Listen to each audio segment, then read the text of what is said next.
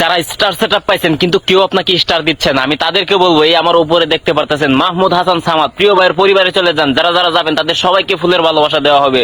প্রিয় ভাইয়ের পেজের নামটা আমার ফার্স্ট কমেন্টে মেনশন করা আছে। Let's go everyone. 50টা 100টা কার লাগবে স্টার, এই ভিডিও নিচে একটি কমেন্ট করে 10টি কমেন্টে রিপ্লাই করে যাবেন, তার পাশাপাশি 5টি করে শেয়ার করে যাবেন। আসসালামু আলাইকুম দর্শক, আশা করি সবাই ভালো আছেন। আমি নিজেও ভালো আছি। যারা স্টার সেন্টারের আশা দিয়ে ভিডিওতে ভাইরাল এবং ভিউ করতেছেন, এই সমস্ত কাজ করেন না বন্ধু, কারণ এটা তো আপনি ছলনা করতেছেন।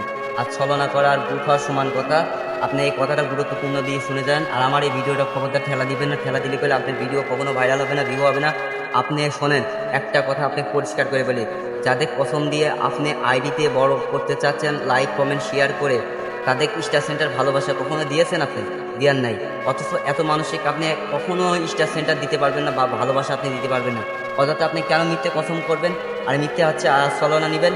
এই সমস্ত করেন না বন্ধু, করেন না।